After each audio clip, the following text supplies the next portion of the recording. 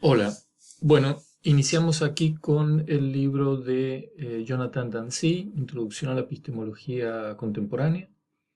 Este, Como puede leerse aquí en la introducción, ¿no es cierto? Este libro dice, está concebido como una introducción a los temas más importantes que se discuten hoy en día bajo el rótulo más bien confuso, dice el autor, de epistemología o teoría del conocimiento. ¿Mm? La epistemología es el estudio del conocimiento y de la justificación de la creencia, ¿no es cierto? Estuvimos viendo nosotros que nos vamos a girar en torno a la idea de que saber el conocimiento es una creencia justificada, ¿no es cierto?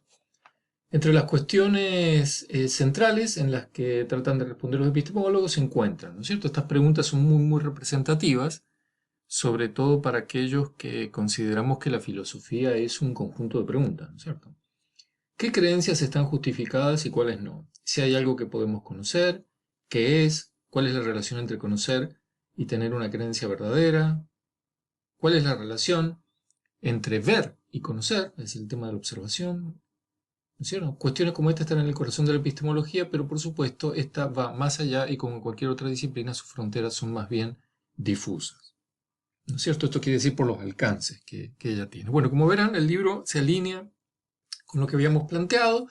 En términos generales, temas epistémicos y temas epistemológicos, es decir, cuestiones que apuntan a cómo el sujeto conocente eh, se aproxima o toma contacto con el conocimiento y el otro es cómo lo justifica, ¿no es cierto? Yo no tengo un claro hoy en día que lo epistémico como tal pueda reducirse concretamente al ser humano, ¿no? Yo creo que hoy más que nunca este, están ampliando las fronteras, o en todo caso las fronteras no están, no han sido cerradas a otras formas de seres que conocen, ¿no es cierto? Incluso hasta se habla de máquinas que conocen, máquinas que aprenden, y bueno, todos nuestros parientes orgánicos que parece que también conocen y se relacionan epistémicamente de ciertos modos. Por eso es que este tema no se reduce específicamente a lo del ser humano. Lo de la epistemología es un poco más complejo, la verdad es que no he indagado en torno a si se puede hablar de una epistemología en los otros ámbitos respecto de la justificación, pero lo podemos explorar y ver hasta dónde llegamos. Muy bien, vamos a empezar con la primera parte, lo que tiene que ver con el conocimiento. Y en especial este tema que me interesa mucho que ustedes conozcan, que es el tema del escepticismo. ¿No es cierto? Algunas distinciones. El escepticismo es en su forma más interesante, dice aquel autor, depende siempre de un argumento. Eso es lo que él va a defender aquí. ¿No es cierto? O sea que en definitiva el escepticismo se reduce a tratar las argumentaciones que intentan justificarlo. ¿No es cierto? Todo el argumento lo aproxima al tema de la lógica. Cuanto mejor es el argumento, más fuerte es la forma del escepticismo que genera. Dado que depende de un argumento, debe poder ser expresado en forma de conclusión, es decir, en forma de argumentación, premisa y conclusión. La conclusión escéptica es la de que el conocimiento es imposible, ¿no es cierto? Esa es la conclusión del escéptico. Y esa conclusión se va a mantener siempre y cuando las premisas sean lo suficientemente este, buenas o sean suficientes para mantener esa conclusión. Nadie sabe nada, de hecho, porque nadie puede saber nada. Esa es un poco la idea. El autor llama la atención sobre ciertos individuos que se llaman a sí mismos escépticos, pero que en realidad no presentan un buen argumento, sino que con una serie repetida de preguntas quieren anular al oponente. Él dice que en términos generales las formulaciones del escéptico giran en torno a la siguiente, ¿no? La primera es nadie sabe qué P, a no ser que pueda decir cómo es que sabe qué P. ¿No es cierto? Entonces, si alguien me dice a mí que sabe tal cosa, pero no es capaz de decir en cómo es que lo sabe, entonces yo le voy a decir que no lo sabe. ¿No es cierto? Esa sería la postura del escéptico para llegar a la conclusión de que el conocimiento es imposible. es cierto? Porque conocimiento sería que yo sé algo y en función de que yo soy capaz de decir cómo es que lo sé, cómo es que lo supe, ¿no?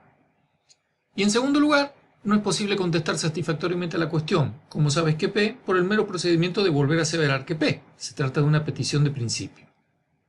¿No es cierto?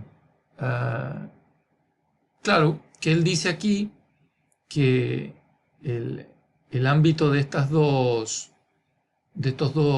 conclusiones, bueno, no son del todo correctas, porque por ejemplo en el segundo caso, yo le puedo preguntar a alguien que cómo, por ejemplo, ustedes van al dentista y dice, ¿dónde le duele? Y me duele este diente. Bueno, a ver, ¿cómo sabe usted que le duele el diente? Y bueno, lo sé porque me duele. Me duele el diente porque me duele el diente. Es decir, no parece no haber justificación más allá de repetir lo mismo. Entonces, claro que no es una petición de principio. Y eso no quiere decir que yo no sepa que me está doliendo el diente, ¿no es cierto? Bueno, en principio eso es lo que él está observando aquí. De todas formas, respecto de ese punto, las ciencias cognitivas hoy en día, la neurociencia, tiene mucho que decir al respecto de lo que yo puedo saber a través de mis sensaciones,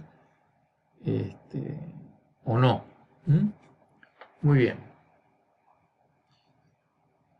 El segundo tipo de escéptico, dice acá, por el contrario, no nos ofrece tanto un argumento, una pregunta, como una mera actitud, ¿no es cierto? Respecto de esto es lo que hay que tener cuidado. Se trata de una persona obstinada, cuya pretensión es que, aunque la mayoría de la gente se deje convencer por lo que no son más que débiles evidencias, se necesita algo más para que él se convenza. Así como una actitud, ¿no es cierto? Yo no me la creo tan fácil, necesito justificación.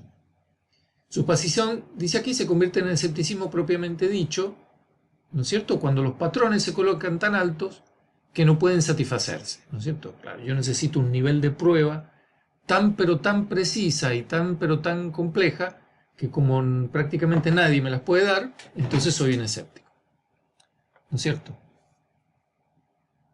Esto último nos ayuda a pensar, a reflexionar sobre el modo que tiene el escéptico de llevar adelante su enfoque, y al autor lo convence de que se trata, ¿no es cierto? Como dice él aquí, estoy acá, la conclusión es aquella con la que comenzamos. La forma más interesante del escepticismo dependen siempre de un argumento. Se trata siempre de una argumentación. En esta sección consideraremos 3 argumentos escépticos lo suficientemente fuertes como para tomarlos en serio, ¿no es cierto? Que son los 3 que vamos a analizar ahora. Pero antes él quiere hacer una distinción entre argumentos escépticos locales y globales. No es muy complejo, o sea, los locales es los argumentos escépticos que apuntan en una dirección concreta o en un pequeño ámbito disciplinar, ¿no es cierto? Alguien es escéptico respecto, por ejemplo, de todo lo que tiene que ver con el COVID-19 o lo que están diciendo los laboratorios, ¿no es cierto? Y el escepticismo global es cuando la argumentación apunta en general a todo tipo de conocimiento, ¿no es cierto? Es como un cuestionamiento mucho más radical. Aquí en la página 23, y continuando con su análisis, el autor observa que el escéptico, al momento de atacar, ¿no es cierto?, puede hacerlo directamente sobre la noción de conocimiento o puede hacerlo sobre la noción de creencia justificada. Es decir, que hay argumentos escépticos que intentan probar que nosotros no conocemos, no sabemos, no conocemos, pero que no atacan directamente la noción de justificación, ¿no es cierto? Y hay otros tipos de escepticismo que sí son mucho más fuertes porque van directamente a por la noción de justificación, ¿no es cierto? Entonces, en ese sentido, él observa aquí al final que es mucho más fuerte la afirmación de que nuestras creencias sobre el futuro nunca van a estar justificadas, ¿no es cierto? Eso es mucho más fuerte que decir que si bien tenemos una justificación para el hecho de que mañana va a salir el sol, a pesar de esa justificación no lo sabemos. No sabemos si mañana va a salir el sol o no. Y tenemos una justificación, la Tierra rota, gira, y sí, pero no lo sabemos, ¿no es cierto? Porque los hechos del futuro, ¿no es cierto? ¿Quién puede saber? O sea, habría determinismo en ese sentido, ¿no? Claro que alguien dice, bueno, pero la física puede predecir. Bueno, sí, no, a veces no predice mucho. Bueno, ahí se abre todo un tema, ¿no es cierto?, en relación con el escepticismo, que no es poca cosa, ese tema, piensen ustedes que justamente frente a esto que les digo yo, de la predicción y el futuro y los fenómenos físicos, fue un tema donde Hume caló profundo con An Inquiry of Human Understanding. En su libro él llega a la conclusión de que no nos queda más que aceptar el escepticismo, y la reacción frente a este libro de Immanuel Kant con su crítica a la razón pura. Yo, para darles un poco el contexto, el contexto de magnitud de este planteo en filosofía. Muy bien, siguiendo con su análisis general o presentación, naturalmente hay una relación directa entre los planteos del escéptico y la noción de comprensión, ¿no es cierto? Bueno, porque hay posiciones escépticas que dicen que efectivamente, como no comprendemos, no podemos conocer, y naturalmente hay otros escépticos que dicen que a pesar de que comprendemos, no conocemos.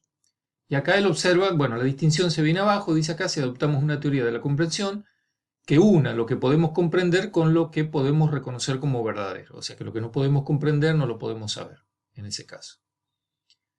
Muy bien, a primera vista un argumento para tratar de mostrar que no comprendemos las proposiciones que pretendemos saber debe ser local más bien que general. La razón es que un argumento global pretendería que no comprendemos nada, y esto es ridículo, ¿no es cierto? Claro, irse al nivel global pone en cuestión incluso el propio argumento escéptico, como él dice aquí.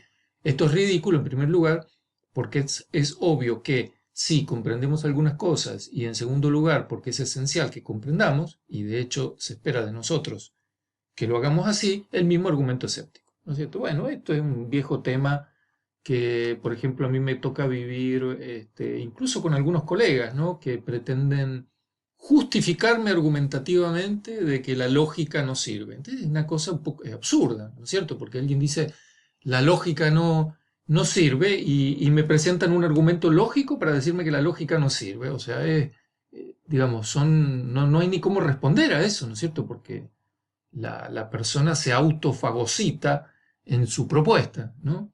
Entonces hay que dejarlo, decirle buen provecho y abandonarlo. Y lo mismo pasa acá con el escéptico, ¿no es cierto? El escéptico no puede pretender ese alcance global, porque si lo propone así, colapsa el propio argumento que él está intentando defender. Muy bien. 3 argumentos escépticos, ¿no es cierto? Es muy, muy interesante como lo plantea aquí. Cerebros en cubetas, ¿sí? Cualquier relación con la película Matrix no es casualidad. El argumento del error, y el último es la justificación de los argumentos a partir de la experiencia. A esto se suman otros que vamos a ir presentando así, bosquejando de manera general. Bueno, muy bien, el cerebro en la cubeta es básicamente el argumento escéptico que pretende